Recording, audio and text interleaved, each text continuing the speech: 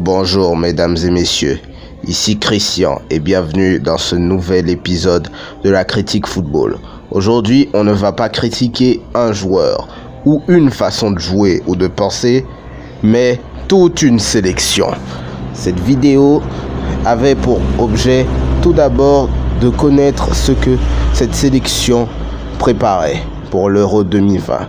Mais après tout ce que j'ai découvert sur cette sélection, je ne pouvais plus me taire. Il fallait que je le dise.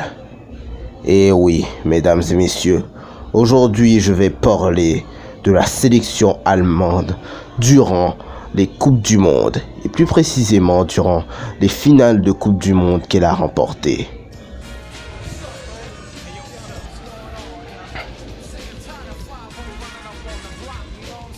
Tout d'abord, on va commencer par la Coupe du Monde 1954. Cette Coupe du Monde, qui se passe en Suisse, voit l'émergence de la toute nouvelle superpuissance footballistique, la Hongrie. N'oublions pas que le contexte historique de cette Coupe du Monde, du fait est que ce soit la deuxième Coupe du Monde à s'être passée juste après la guerre froide et aussi la première Coupe du Monde de l'Allemagne de l'Ouest, a marqué les esprits. L'équipe de la Hongrie qui participait à cette Coupe du Monde battait pour son premier match l'équipe d'Allemagne de l'Ouest sur le score de 8-3 et continuait tranquillement à passer à travers toutes les équipes avant de rencontrer la même équipe d'Allemagne de l'Ouest. Alors là, on se dit qu'après le 8-3 que l'Allemagne de l'Ouest avait reçu il y a peu, le match serait plié. Mais non, cette fois-ci, la Hongrie s'est fait battre sur le terrain de Berne sur le score de 3-2 alors qu'elle menait 2-0. Cet événement, appelé le miracle de Berne, marqua ainsi le football allemand et mondial de tous les temps. Le premier succès international allemand. La première remontada avant même que le terme ne soit inventé. On y avait cru. Même moi j'y avais cru depuis longtemps. Mais hélas, derrière cette étonnante remontée se cache un terrible secret. Et ce secret a un nom très simple. Pervitine.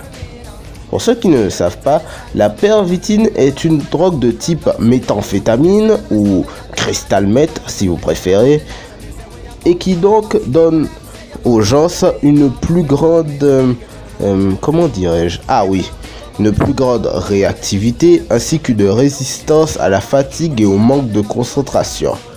En bref, vous avez des gens et vous beaucoup plus, et je dis bien beaucoup plus foufou, qui peuvent effectuer des actions vraiment pas terribles. Cette drogue a été d'abord utilisée par les Allemands durant la Seconde Guerre mondiale et certains stocks de pervitine existaient encore.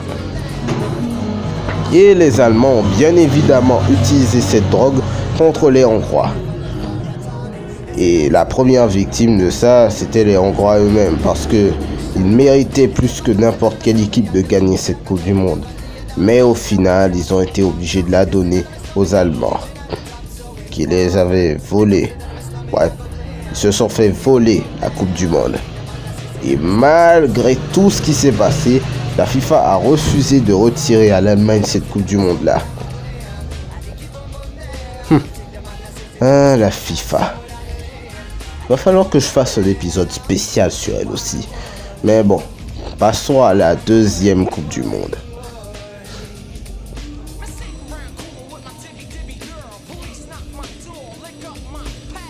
« 1974, année de la Coupe du Monde en Allemagne. » Cette Coupe du Monde-là, qui a elle aussi marqué les esprits et a vu l'apparition d'une autre nouvelle superpuissance, à savoir celle des Pays-Bas, a marqué beaucoup de gens.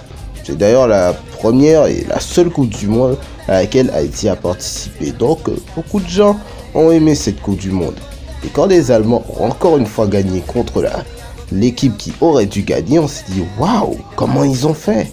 Eh bien, mesdames, mais messieurs, il s'agit en réalité d'une grande machination qu'on appelle trucage. En effet, il a été prouvé récemment que les Coupes du Monde de 66 et de 74 ont été truquées. Bon, celle de 66, il n'y avait pas besoin de cette publication pour qu'elle soit truquée. Mais celle de 74, j'avais des difficultés à le croire. Parce que, oui, l'Allemagne a été mise dans un groupe plutôt facile. Et je dis ça en connaissance de cause du fait qu'ils ont perdu contre la RDA, qui était considérée comme faible.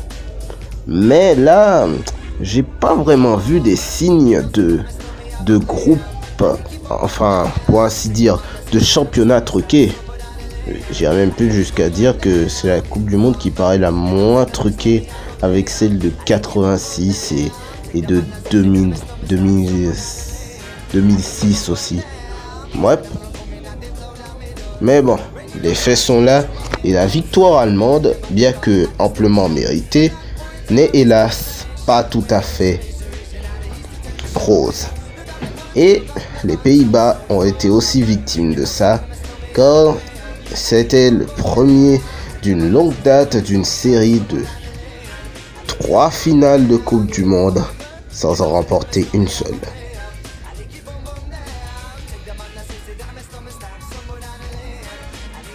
Puis on s'envole en Italie pour la Coupe du Monde 90. Bon, la Coupe du Monde 90 est probablement la Coupe du Monde la moins intéressante. Même s'il y a eu quelques faits marquants, comme par exemple la victoire du Cameroun sur l'Argentine, en fait tout le parcours du Cameroun en fait, en partie le parcours de l'Argentine, enfin je dis ça mais celui de l'Argentine il y a eu quelques petits déboires, et aussi celui de l'Allemagne, ouais de l'Allemagne, alors que je suis censé dénigrer l'Allemagne dans cette vidéo et lui raconter certaines vérités. Je dois quand même avouer que 90 c'était leur Coupe du Monde. Et celle de Maradona aussi. Mais bon. Ils sont tous les deux arrivés en finale, en remportant tous les deux au tir au but. Déjà pour vous montrer, le niveau de cette Coupe du Monde était bas, mais bon, je m'écarte un peu du sujet, désolé, ça m'arrive trop souvent. Enfin bref. Cette Coupe du Monde, qui était pas terrible, a vu une finale tout aussi pas terrible, qui aurait très bien pu finir en prolongation et tir au but, jusqu'à ce que Rudy Voller s'est plongé dans la surface de réparation. Et c'est Andreas Brem qui tire le penalty, qui donne le but à l'Allemagne, qui parvient à remporter sa 3e Coupe du Monde. Mais soyons réalistes 5 minutes.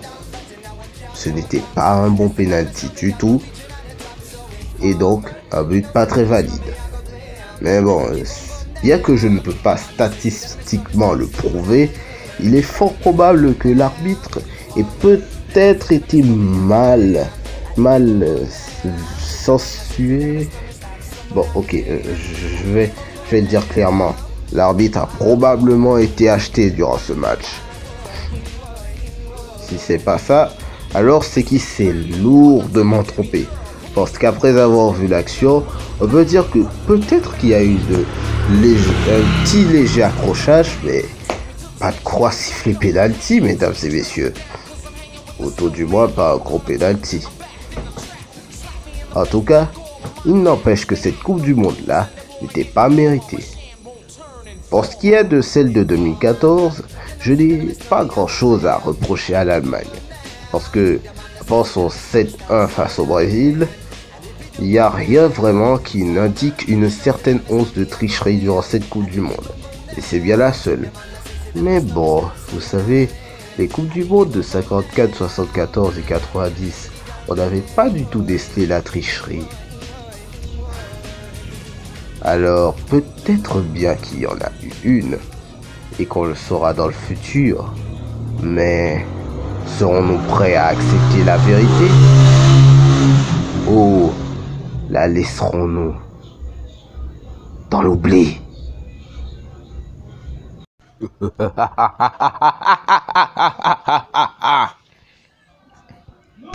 Bon, c'est la fin de la vidéo. Abonnez-vous à la chaîne et likez la vidéo si vous avez aimé. N'hésitez pas non plus à me suivre sur les réseaux sociaux affichés ci-dessus, Twitter et Instagram. Et surtout, n'oubliez pas de donner aussi le nom de ma chaîne à vos potes. Et sur ce, les gars, je vous dis ciao!